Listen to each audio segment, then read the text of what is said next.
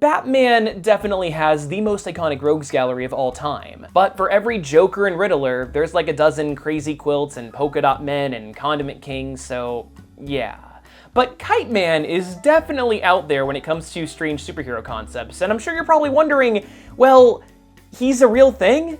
To which I say, hell yeah. Let me make something very clear. Yes, Kite Man is definitely a joke character, but over the past few years, he's evolved into a very compelling and emotional three-dimensional character, and he's also gotten so popular that he's become a major supporting character on the amazing Harley Quinn show. So how exactly did Kite Man of all people get here?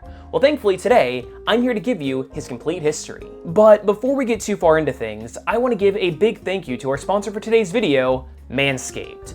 Do you want to be this fly?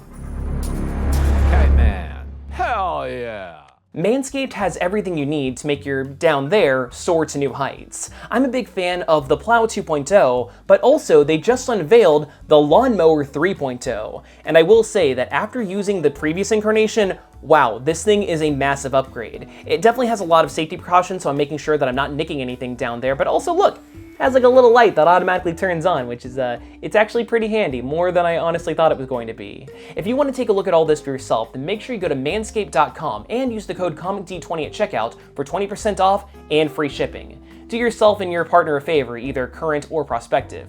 Anyway, back to the video. Kite Man made his first appearance in Batman number 133 in 1960, and he was created by Bill Finger, who was ghostwriting for Bob Kane. He was just a one-off villain that's so overlooked that his debut issue has not been digitally released to this day. Thankfully though, it was reprinted in this anthology series Batman Family, which was digitally released, so at least we can get some high-quality scans from there. In his debut, there's really not much to the character of Kite Man. He's just a colorful bad guy that uses a special glider that can fully fly thanks to jets and compressed air. Of course, this is Kite Man, not Glider Man, so he also has an assortment of novelty kites to pull off crimes with a few goons. My favorite is definitely this kite that's the size of a small house that he uses to break his boys out of jail, with them using the kite's tail as a ladder. Batman and Robin were able to swiftly take down the henchmen by using Kite Man's own weapons against them, with the 1-2 punch of a blinding flashbulb kite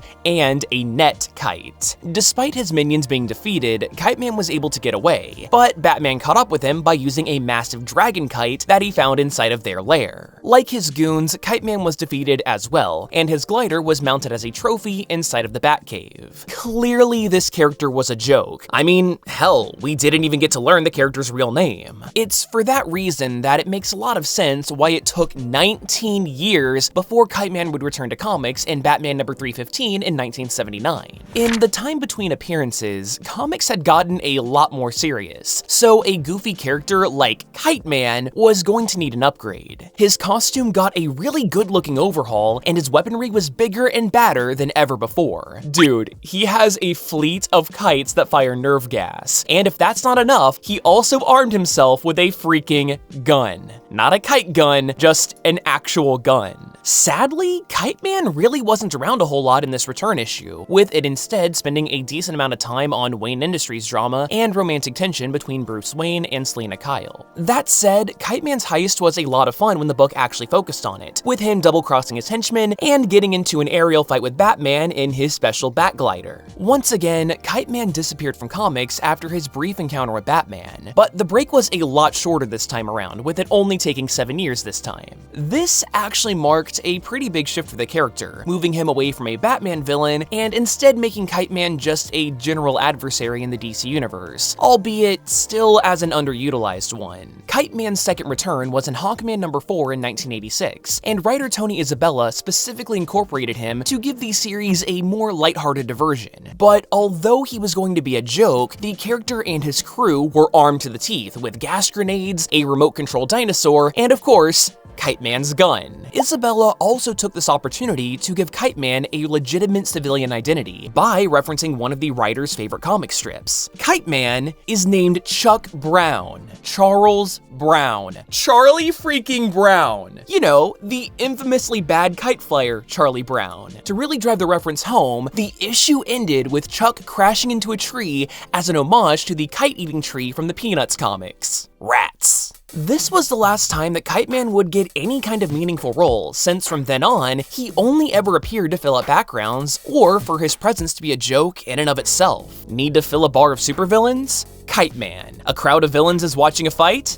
Kite Man. The actual 2000 Summer Olympics in Sydney, Australia is allowing Zambia, a country that's populated entirely by criminals, to compete? Kite Man. For that last one, it really sucks that we barely got to see any of these villains compete, since the book pretty much focused exclusively on the archery event. Kite Man had a one-off costume redesign in Batman Gotham Knights number 33 in 2002, but it was so bland that when he appeared later that year to have his hand chopped off by another supervillain just for saying hi, he went back to the classic green and yellow costume. Oh, don't worry, the hand grew back after Chuck drank some chemicals that a fellow villain gave him. From what I've been able to find, it really does look like that any appearance of Kite Man after his fight with the Hawks in 1986 never lasted more than 2 pages, all the way up until his unceremonious off-panel death along with a few other lesser-known villains in 2006. I mean, yeah, most people had never heard or cared about Kite Man at this point in time, but it still sucks that this was the fate of the character. When the DC Universe rebooted in 2011, Kite Man was given a new chance at life, but he didn't appear right off the bat. For years, all we ever really saw was one of his old costumes on display at the MetaHuman Museum of Oddities in Atlanta, Georgia. But finally, in Batman number 6 in 2016, Kite Man emerged after years of mockery with an instantly iconic and well-executed heist. He glides to a penthouse, quickly folds the glider, smashes through the window, nabs a string of pearls, smashes through yet another window, re-extends his glider, and makes a getaway in one flawlessly executed plan. Kite Man. Hell yeah. I mean, he was instantly taken down by Gotham Girl, a new superhero that recently went insane after the loss of her brother. But still, this was one hell of a debut. In an interview with Polygon, Tom King explained how this appearance came to be. I had just added Kite Man because I just needed someone for Batman to punch or for Gotham Girl to punch. He added an extra panel. Tom, just add some dialogue to this. So I just put, hell yeah. Just out of nothing, I liked him just saying his own name, Kite Man. He steals stuff. Kite Man. Hell yeah. Since this reintroduction, Kite Man has become a recurring joke across Tom King's run on Batman, and he started to grow a cult status as a result. He kind of just appears, gets beaten up, and says hell yeah in the bloody aftermath. But in a storyline called The War of Jokes and Riddles, we got to learn a lot more about who this aerial ace was at his core. We find Chuck drinking at a bar, mumbling about how he studied wind in college, but he's down on his luck. His marriage is failing. He got roped into the Joker gang when he was recruited to help with the aerodynamics on the Joker-mobile, and he just wants to be a good dad to his son, Charlie Jr. The two of them would fly kites, and when they finally got one off the ground, Charlie Jr. simply said to himself, hell yeah. There was a war between the Joker and the Riddler that was tearing up Gotham, and Batman was chasing down every lead he could to stop it, and it led to Batman violently convincing Brown to set up a meeting with the Joker. Thankfully, the Joker remembered his old employee, mostly because of his super memorable name, because it turns out that the Joker is a fan of the old Peanuts comics, which, yeah, makes a lot of sense. Joker agreed to the meeting, but unfortunately for Chuck, the Riddler got wind of it. He threatened to hurt Charlie Jr. unless Brown spilled the beans so that the Riddler and his goons could catch Joker by surprise. Although Chuck gave all of the details, the Riddler knew from the get-go that he was going to betray him and relay this information to Batman, which he did. So in order to get back at Brown, Riddler poisoned the string of Charlie Jr.'s kite, which killed him. This sent Brown into a rage, so he did what any Gothamite does in this situation: design a costume and become a supervillain. Now armed with a big-ass glider, Chuck Brown joined the Joker's side in the War of Jokes and Riddles as the dastardly Kite Man. Hell yeah.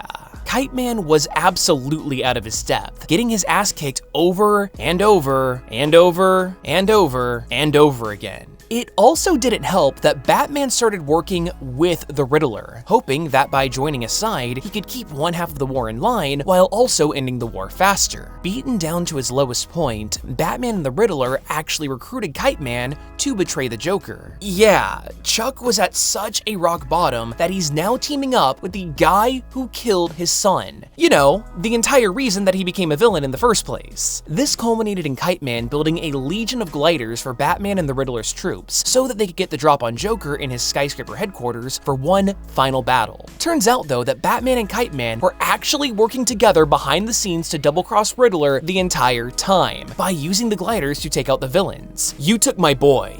so I took your war.